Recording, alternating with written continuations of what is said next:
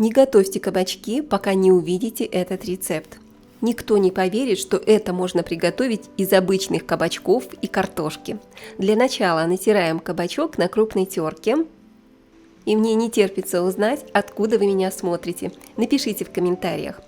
Из кабачков хорошенько отжимаем сок и перекладываем в миску. И я хочу добавить к кабачкам немного картошки, так получится более сытно и даже более вкусно. Точно так же натираем картошку на крупной терке. Отожмите из нее, из картошки, лишний сок, чтобы оладьи не были водянистыми. И отправляем отжатую картошку в миску к кабачкам. Еще один маленький секрет, который делает этот рецепт просто незабываемо вкусным. Мы натираем на терке сыр. Я взяла 2 вида сыра, но прекрасно подойдет любой сыр, который хорошо плавится. Разбиваем сюда 1 яичко и приправляем по вкусу солью и черным молотым перцем. Осталось все хорошо перемешать и поставить лайк этому видео. Пару ложек муки и еще раз все хорошо перемешиваем. Уже можно жарить оладьи, но я хочу приготовить для них начинку. Я беру для начинки говяжий фарш, по вкусу добавляю соль, черный молотый перец.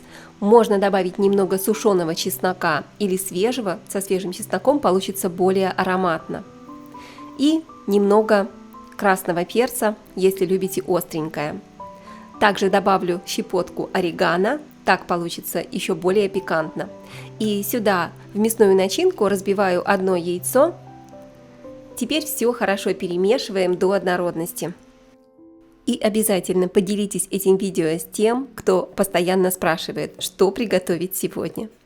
А мы для сочности мелко нарезаем 1 репчатую луковицу. Вот так дополнительно ее измельчаем, чтобы она не чувствовалась в фарше. И отправляю лук в миску с фаршем. Перемешайте, и эта начинка моя фирменная. Она получается такой сочной, что я готовлю этот рецепт уже 20 лет. Теперь мелко нарезаем зеленый лук. Можете взять вместо лука петрушку. И секретный ингредиент – натираем на терке 1 болгарский перец. Получится очень пикантно, очень вкусно. Вся моя семья просто обожает, когда я готовлю эти оладьи.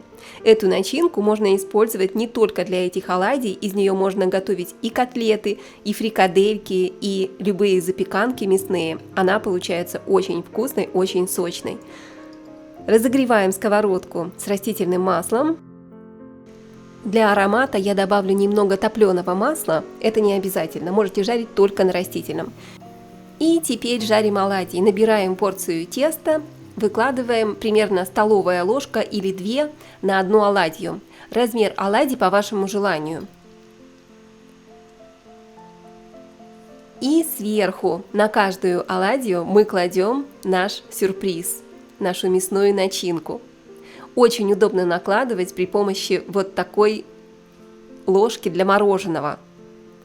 Зачерпываю порцию мясного фарша и выкладываю сверху на каждую порцию теста.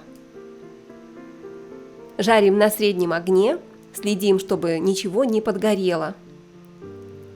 Немножко можно прижать вот эти вот фрикадельки, чтобы все хорошо пропеклось, прожарилось внутри, чтобы оладушки были полностью готовыми.